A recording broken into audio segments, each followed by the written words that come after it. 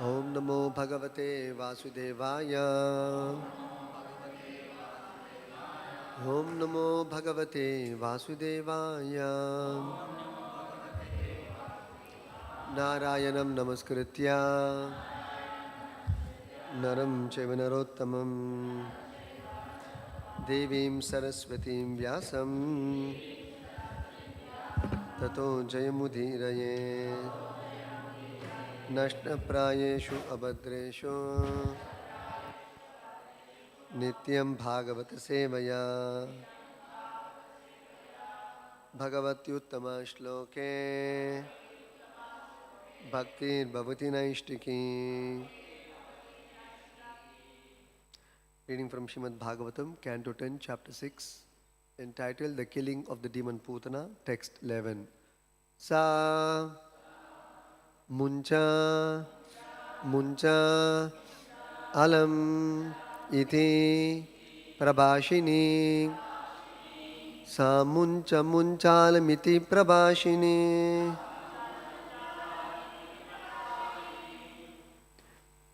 Nishpityamana Akila Jiva Marmani. Nishpidyamana Akila Jiva Marmani. Vivritya Netre Charanau Bhujau Muhuhu. Vivritya Netre Charanau Bhujau Muhuhu. Prasvinnagatra Kshipati Ruroda Ha. Prasvinnagatra Kshipati Ruroda Ha. Samuncha Munchalamiti Prabhashini. Nishpidyamana Kila Jiva Marmani. Vivritya Netre Charanau Bhujau Muhu. Prasvinnagatra Kshipati Rurodaha. Samuncha Munchalamiti Prabhashini. Nishpidyamana Kila Jiva Marmani. Vivritya Netre Charanau Bhujau Muhu. Prasvinnagatra Kshipati Rurodaha.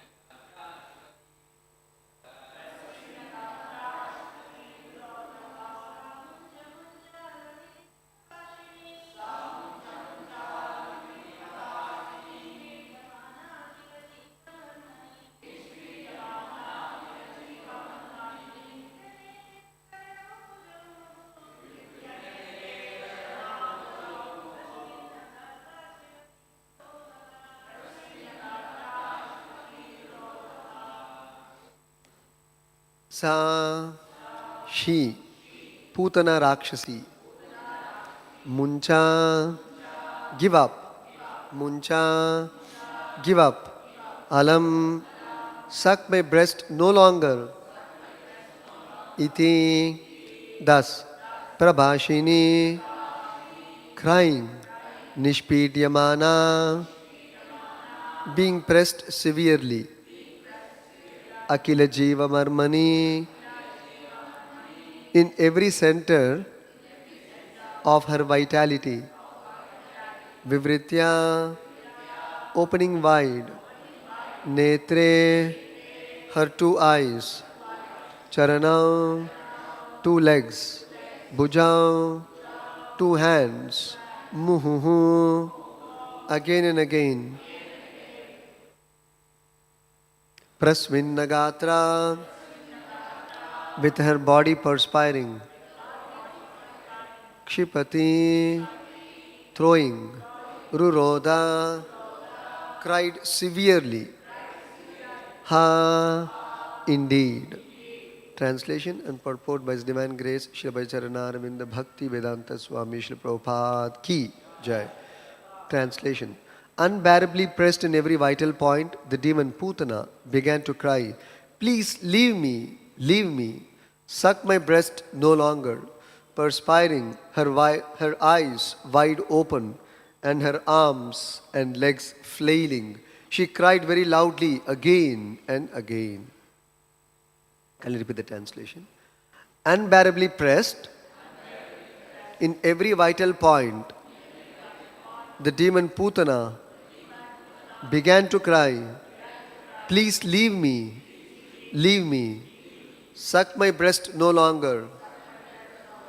Perspiring, her eyes wide open, and her arms and legs flailing, she cried very loudly again and again.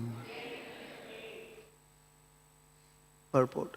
The Rakshasi was severely punished by Krishna.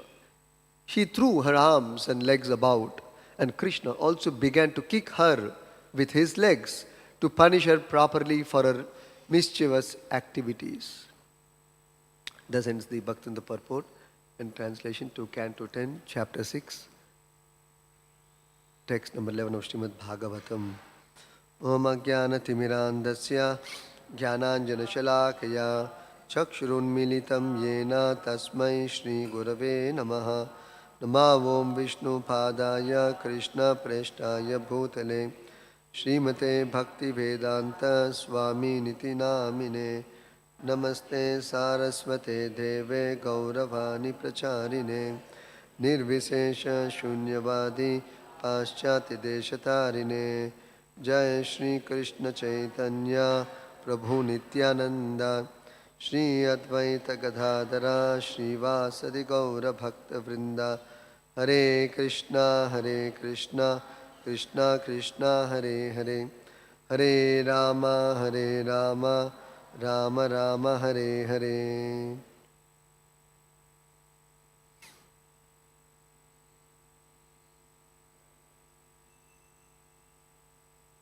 Shri Krishna Balaram Gaunitai ki jai, Prabhupada ki jai.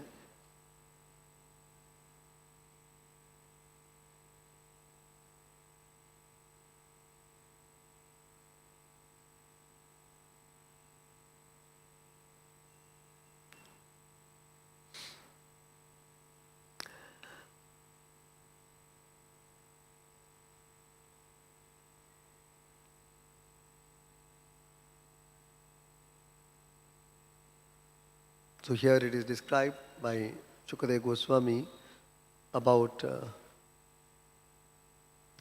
the reaction of Putana when Krishna began to squeeze very hard with his both hands the poison smeared breast of the demoness Putana. Sa, indicating to Putana,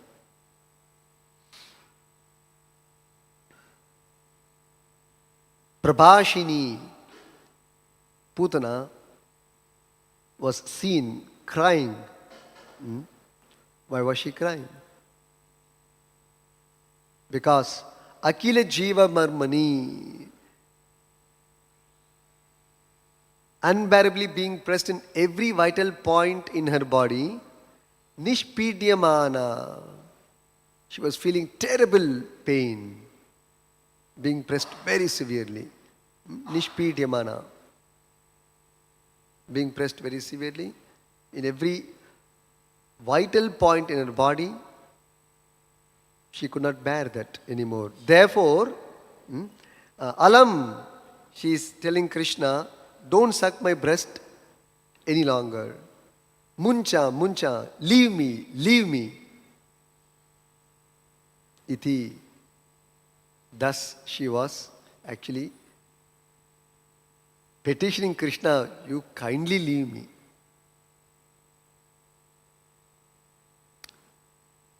Prasvinna Gatra. Her entire body was perspiring. Vivritya Netre, her eyes wide open. Charanau Bujau. Kshipati. And she was throwing up her hands and legs. Charanau Bujau Kshipati. Throwing her hands and legs. Rurodaha Muhuhu. And she was crying very severely. Roda itself means to make someone cry very badly. Ruroda means to cry very severely. So Ruroda Muhuhu. She was crying very loudly again and again.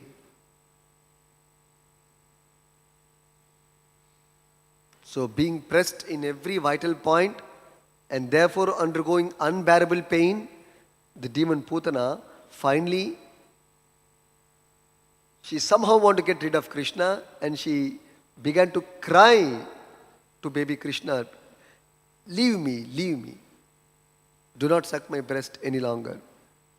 And perspiring, she threw up her hands and legs and cried very loudly. So Prabhupada writes in the purport very nicely, the Rakshasi was severely punished by Krishna.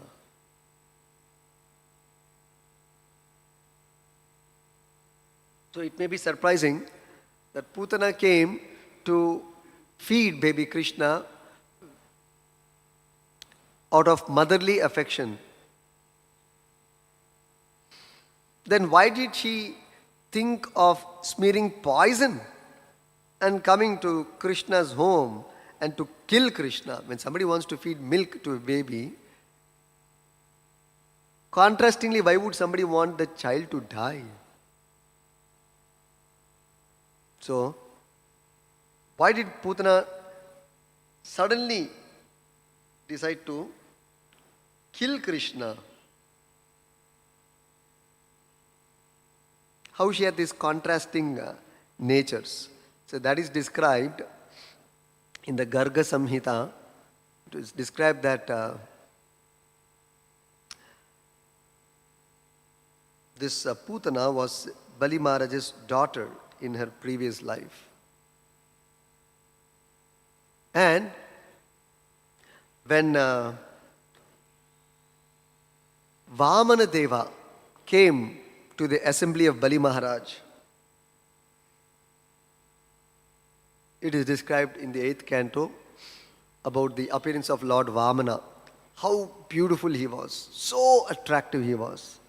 Young, dwarf brahmachari, very bright looking, bright faced, because of his, of course he is the Supreme Lord, but even in the Leela, because of his strict following of the brahmachari principles. He was very bright and very attractive.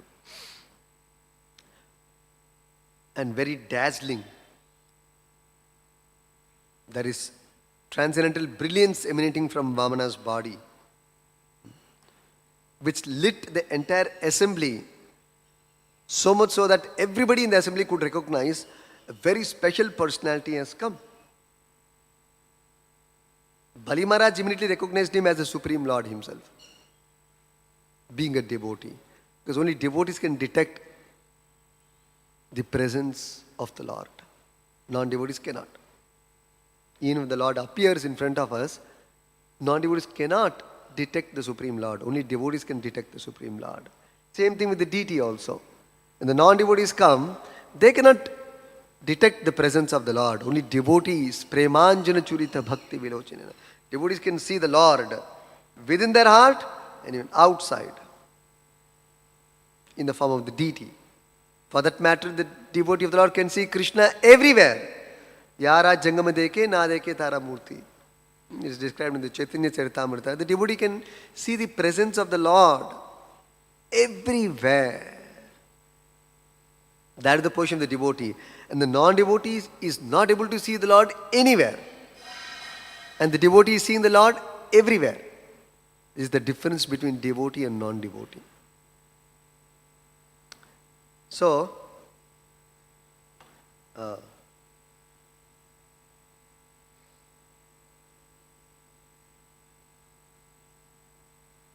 this Putana,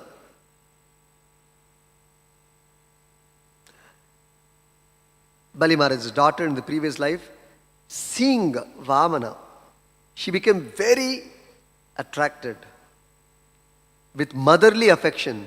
And she thought, if I would have been Vamana's mother, I would have got an opportunity to breastfeed him my milk. One thought came when at the first sight of Vamana, so cute, brilliant, attractive young boy, one thought came. But later on, when she figured out, realized, he has come to arrest my brother and take away all the kingdoms, all the planetary systems, and send him to Sutala Loka. She became very angry. And she thought, I must kill this boy. She thought, I must smear poison and feed him with poisonous milk and kill him. So that is how, in the next life, when she came as Putana,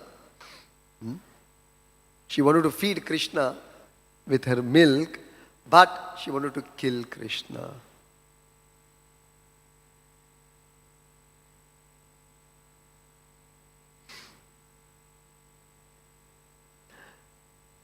So coming back to this verse, here we see that such demons who have such undesirable thinking, mentality, nature, they will be severely punished by Krishna. All demons will be severely punished by the Lord. And nobody will be spared. All demons or demoniac natured persons will be severely punished by Krishna. And the devotees can be rest assured about it. The devotees do not fear any attack or danger from any quarter. So this is the conclusion from the episode of Putana's killing. There is danger in this material world, and there is danger imposed upon devotees constantly by non-devotees. And one can be rest assured of Krishna's protection. Apart from that, Krishna also will chastise these demons, and those who disturb the devotees or the Lord's plan, they will be severely chastised and punished. That's being indicated here. When the Lord personally came, He showed it. As we saw earlier, Putana represents pseudo-guru, an impostor guru. Every demon whom Krishna killed represent one anartha in a conditioned soul. So Putana is representing pseudo-guru. It's falsely putting up the show of being a guide, spiritual preceptor, apparently one who gives shelter. It's like breach of trust, something like that. These are all anarthas in the conditioned souls. So similarly, while practicing Krishna consciousness, there are so many anarthas are there, which manifest in the devotee. But the devotee has no fear from these anarthas. He should be assured that if he is practicing Krishna consciousness very seriously, Krishna will very easily uproot all the anarthas from the devotee. In the Bhagavad Gita also, if you see in the beginning, as it began, the very first verse, Prabhupada explains that just like Duryodhana and party, there's another demoniac natured persons whom Krishna deal with when the Lord grew up. This was when Krishna was a baby. Later on, when Krishna grew up, he had to actually Pandavas had to face Kauravas headed by Duryodhan, and Krishna had helped the Pandavas in succeeding over the Kauravas. So, this Duryodhanan party illegally usurped the kingdom of the Pandavas. So then it is described in the Mahabharata, and Prabhupada explains that this Duryodhanan party are like the unwanted weeds in an agricultural ground. And Krishna, like the farmer, will uproot all the unwanted weeds so that the actual plant which is sown in the agricultural field will not have any difficulty in its growth. And that is referring to the Pandavas.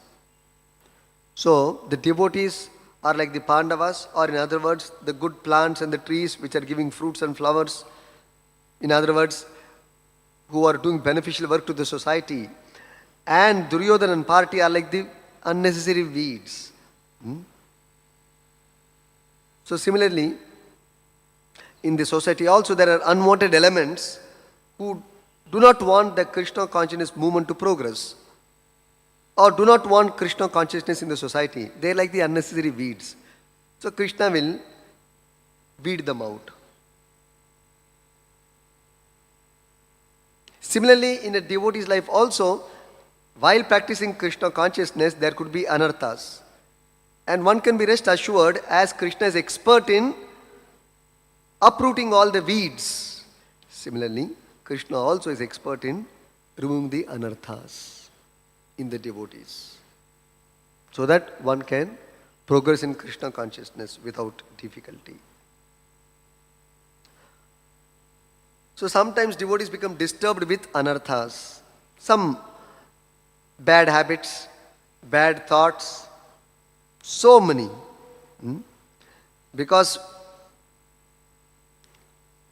since time immemorial, in many species and bodies, we have been going through and associating with the three modes of material nature, and different kinds of associations, different kinds of living entities, different kinds of people. We have picked up so many habits, natures in the course of our existence in this material world. We picked up so many wrong things, and these all have piled up over the soul as coverings called anarthas. Greed, lust, anger, so many things. Cheating tendency, lying tendency, being dishonest,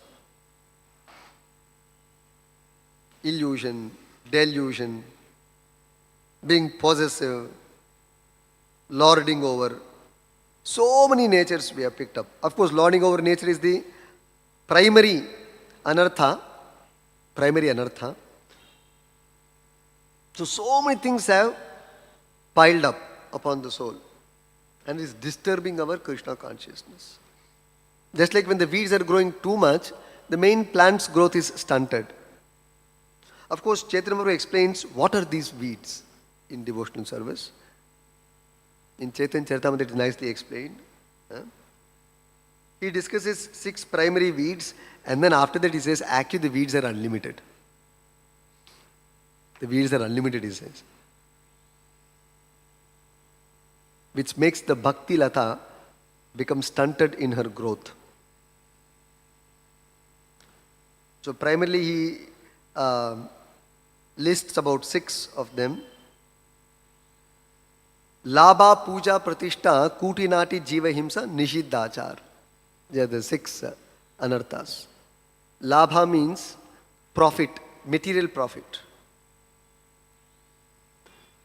What profit will I get by practicing Krishna consciousness?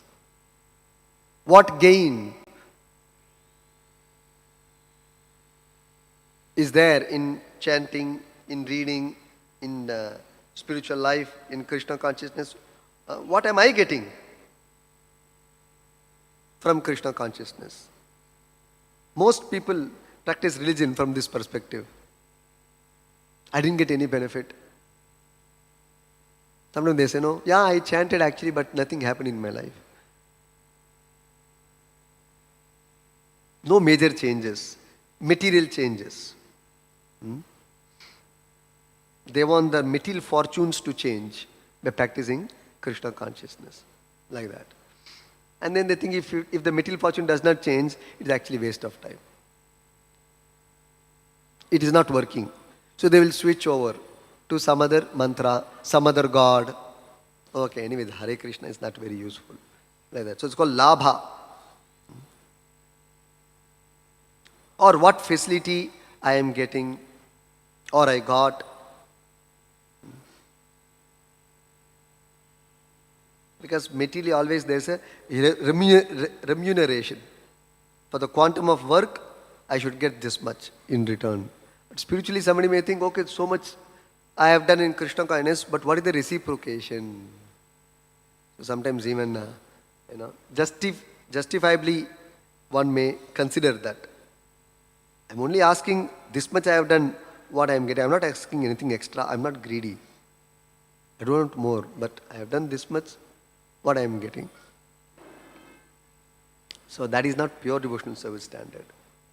So pure devotional service is Anya Bilashita Shunyam Jnana Karma Dhyanavritam. We don't expect anything in return of our service rendered to Krishna or the Acharya.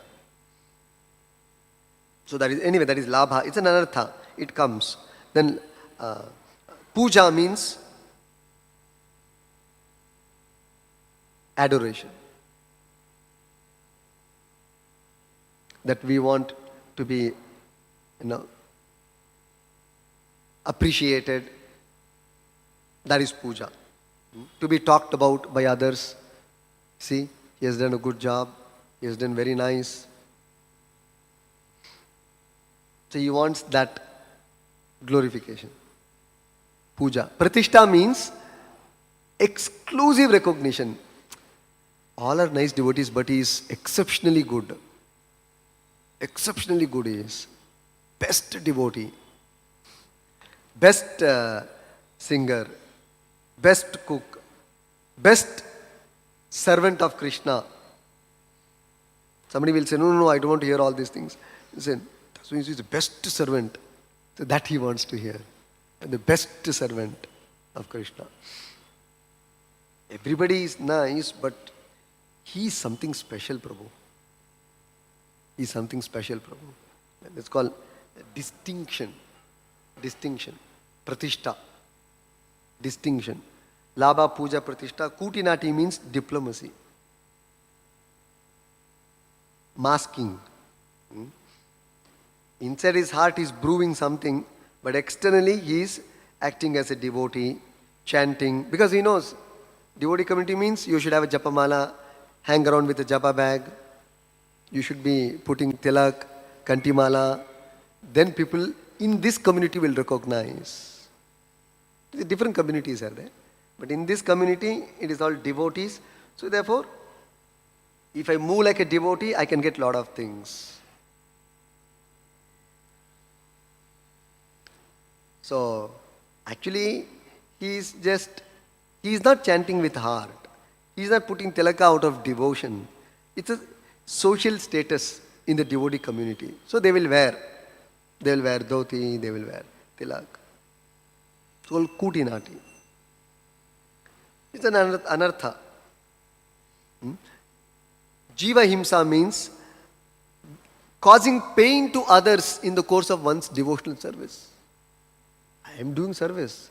But we should also consider whether it is disturbing others or not. So, Jiva Himsa. We should not cause disturbance to others for me to perform my devotional service. That is also there. So, Jiva Himsa. Jiva Himsa can also refer to another meaning, direct meaning is killing animals, meat eating, all these things, inflicting pain directly upon other jivas. Could be animals, could be human beings, could be anyone. Putting others into difficulty and trouble. So, Jiva Himsa. Then, Nishiddhachara means indulging in activities which the Shastras prohibit. No, you should not do this, but they will indulge. But you can still see that they will be continuing spiritual life, chanting everything. But parallelly doing some sinful activities, things which are prohibited in scriptures, they will be continuing. So these are called anarthas. And Chaitanya will say that actually they are unlimited. I have just listed 6. So, devotees sometimes may become very unhappy, uncomfortable. I am practicing so many years, but still why these anarthas are not gone? And we become impatient. May become disturbed also. There's a possibility of losing little faith also in Krishna consciousness. After so many years of chanting, still my anarthas are not gone. We become disturbed. And we become demotivated actually. That is why here we see this example. Krishna severely chastised and punished Putana. In other words, if you pray to Krishna, then Krishna will deal with the anarthas. The mistake is we want to deal with the anarthas. No, we should allow Krishna to deal with the anarthas, with the demonic propensities. Krishna is all pure. Therefore, our only business is to increase Krishna consciousness. That's all. It's a very simple thing. Increase Krishna consciousness, then Krishna will deal with all the anarthas. So we should not become demotivated or depressed or become unhappy or start doubting the process of Krishna consciousness, whether it is really working. Sometimes the thought comes, earlier I was much better. After becoming devotee, I become more bad.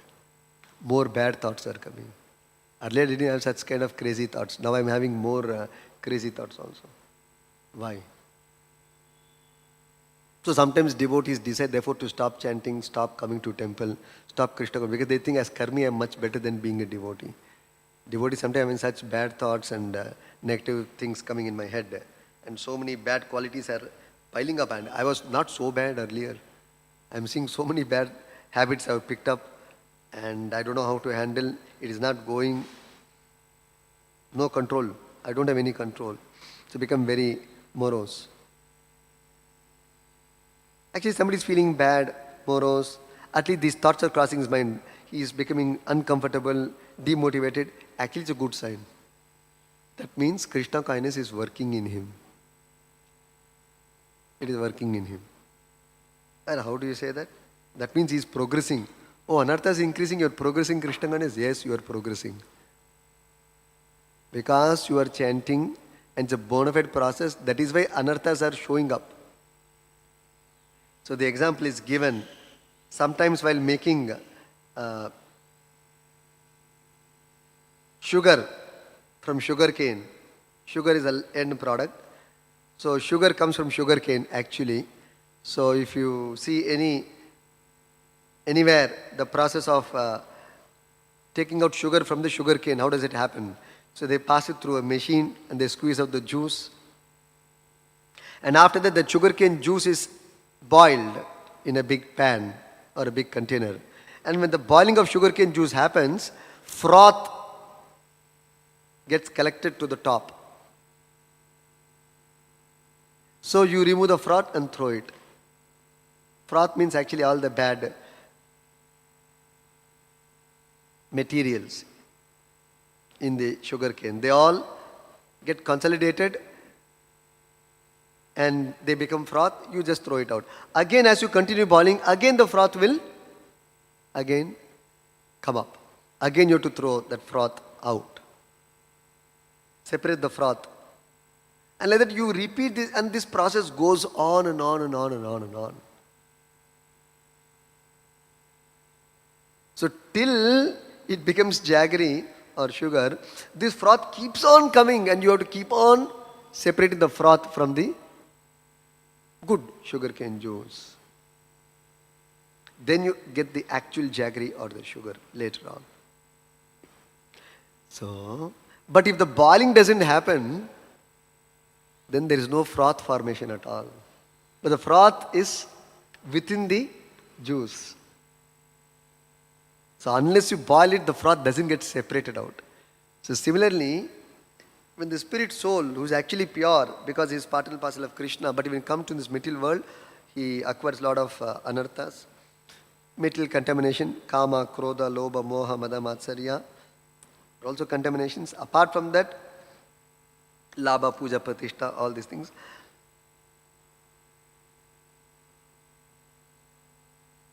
So when we are practicing Krishna consciousness, actually it is like a boiling process. It is like a boiling process. So because we are boiling or churning our consciousness and trying to purify the soul,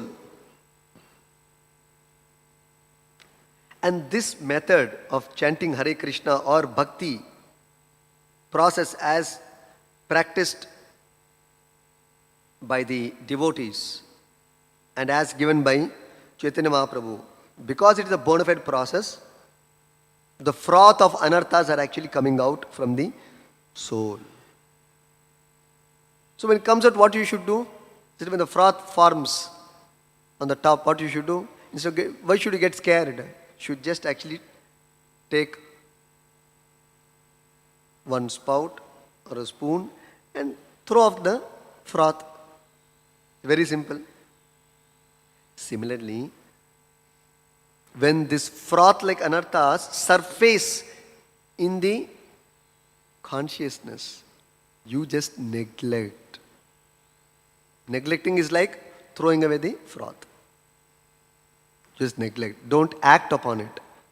You don't mix the froth once again into the juice. That's all. You don't take the spoon and start stirring and then mix it with the juice. You rather take the spoon and separate up and throw it out. So here the separation is not physical because it is a thought or a nature. You just give up that nature. Neglect it. This is the technique actually.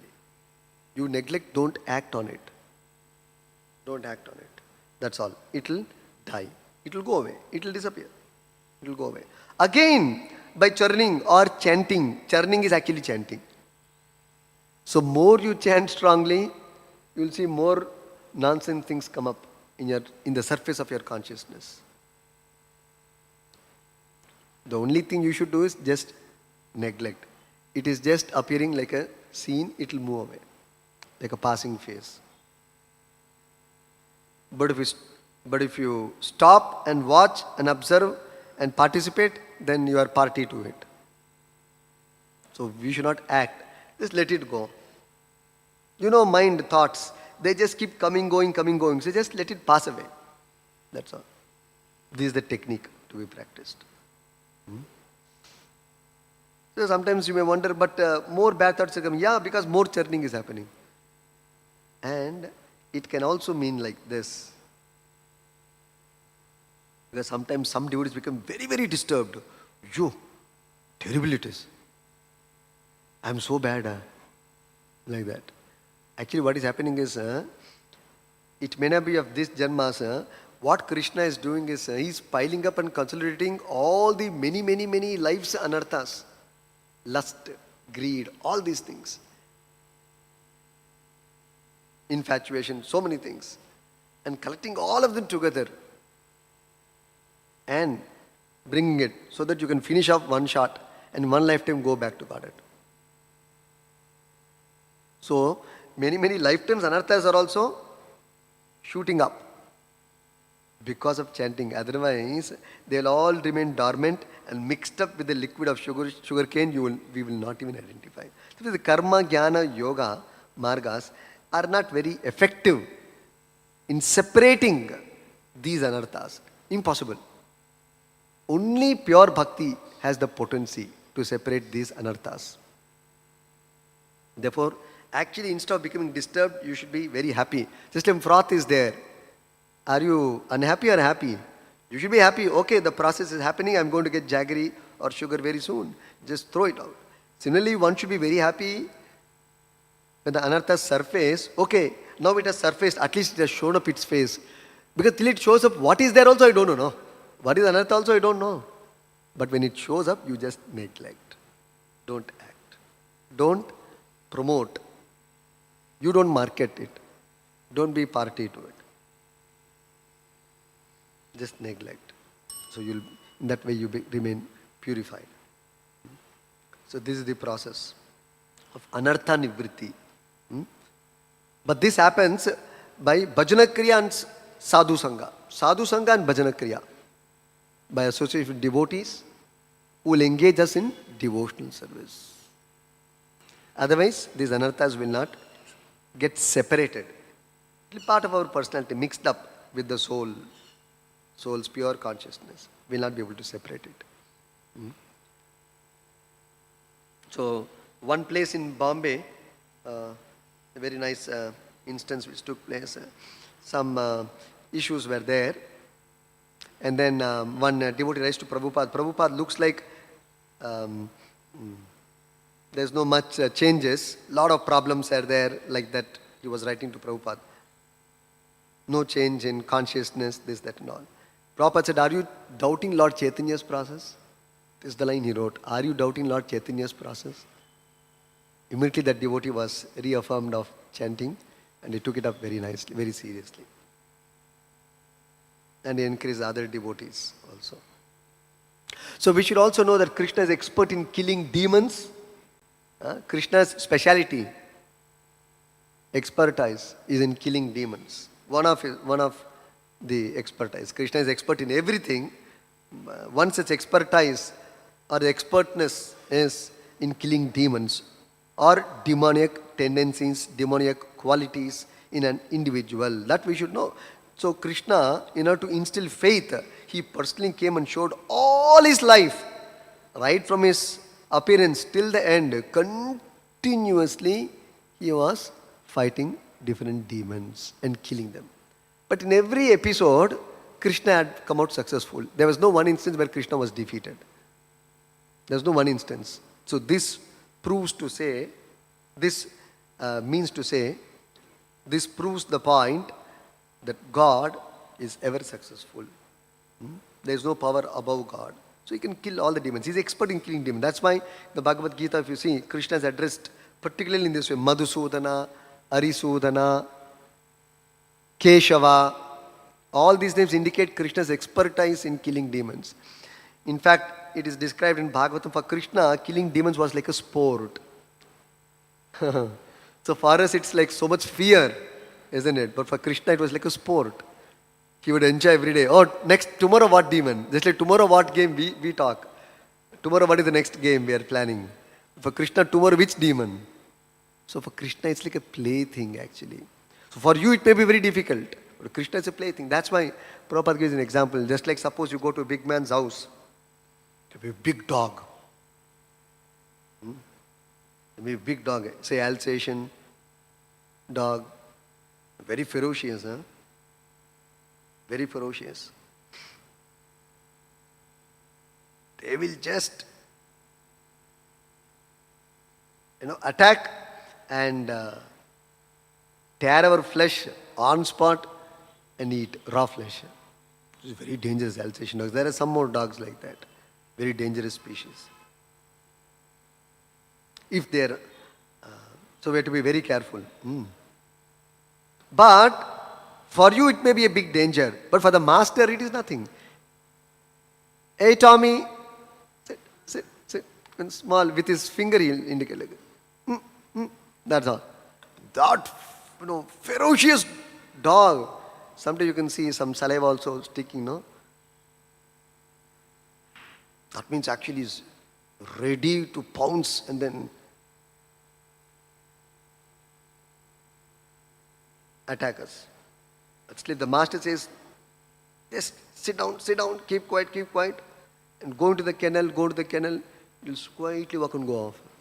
But you think it is going to listen? Impossible. So like that, devotees face many times when you go for preaching like that. So that's why I tell my assistants all, as a procedure, SOP, don't go inside any house. Ring the bell, call, and then go. Let the owner come out first. It will listen to the owner. Similarly, Maya may be very powerful. Anarthas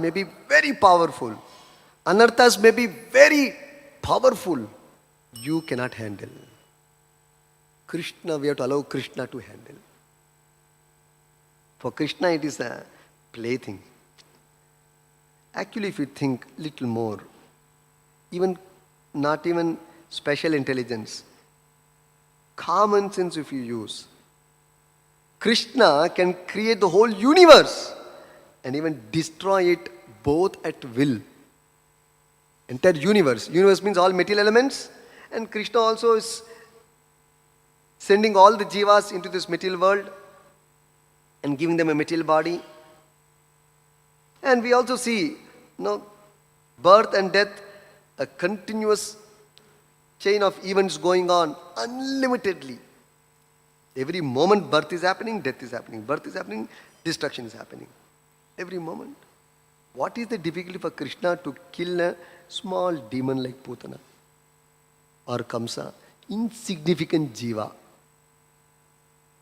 In one planet, one city, one town, one village, somewhere, one corner, one fellow is there. Maybe, of course, you may say, but Kamsa or Hiranyakashipu, very powerful, dangerous demons, yes? Like Hiranyakashipu and all the 14 planetary systems were put in fear, in the state of fear. Even Narada Muni used to bow down to Hiranyakashipu. Sometimes Prabhupada says that some of the demons are so bad that they can even make the saintly persons bow down to them and keep them under full control. Of course, but devotees like Narada Muni, they're not afraid. They may bow down, that's okay. But doesn't mean that they're afraid. So the point here is, so there may be such powerful demons, but what? One universe. There are trillions of universes, countless universes. Countless universes. And at Krishna's will, they're all wound up in a moment's notice. What do you speak of killing this demon like Putana? Such an insignificant task for Krishna it is. Killing Hiranyakashipu, Hiranyaksha, Kamsa, Keshi, demon. Nothing for Krishna. Nothing for Krishna. So similarly, these anarthas are so insignificant for the Lord, actually. So that is why we should have faith on the Supreme Lord's protection. Rakshayasi iti vishvasaha. This is what Rupa Goswami has taught us. Therefore, in the 6 principles of Sharanagati, one should have complete faith that Krishna is there for me to, as my protector. As my protector. It's a very important point. There is no threat for a devotee. Krishna is fully there to support him and protect him. Extend all protection to the devotee. So, even the morning prayer we chant that. Garjantam, Garjayantam, Nijabuja Patalam, Spotayantam, Harantam, Deepyantam, Tapayantam, Divi Bhuvi, Digitam, Kshepayantam, Kshipantam, Krandantam, Rodayantam, Dishi Satatam, Samharantam, Barantam, Vikshantam, Gurnayantam.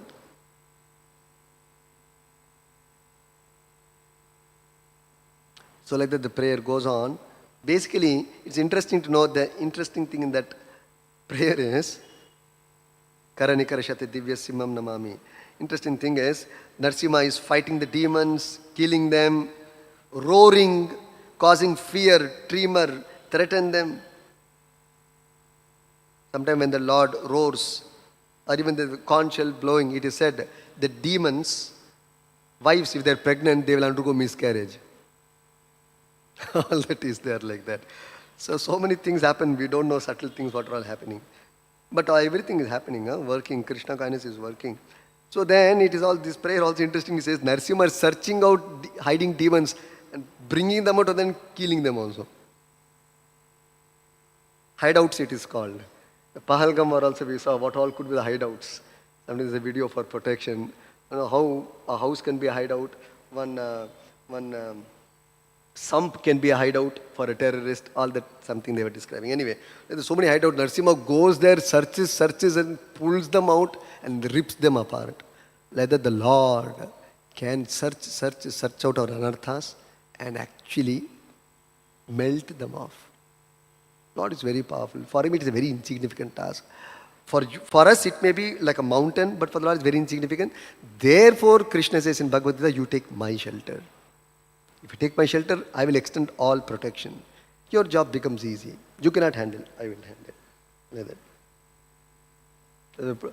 So that is why this... and we should not expect that everything will be peaceful in this world. Demons will always attack the Krishna conscious movement. Either demons externally or demons internally will always attack us. Internal attack is all the kama, krodha, lobha, labha, puja, pratishtha. Constantly, till you become pure devotee, they will harass you. Till you become pure devotee. Once you become pure devotee, there is no more harassment. They have surrendered. Like an opponent, opposite king from another country. He is so afraid, he does not want to fight. Openly he'll come and keep the sword below his feet. I surrender. Like that, if your bhakti is too strong, anarthas and this kama krodha, they become very afraid. They will come up to your feet. No. I have not come for fight. I have come for surrender. Not going to disturb you. So Maya, mukti mukulitanjali sevate asman. So Maya comes to serve the devotee thereafter. So there's no more danger. So that faith one should have. Stop here. Grantaraj Srimad Bhagavatam ki jai. Prabhupada ki jai.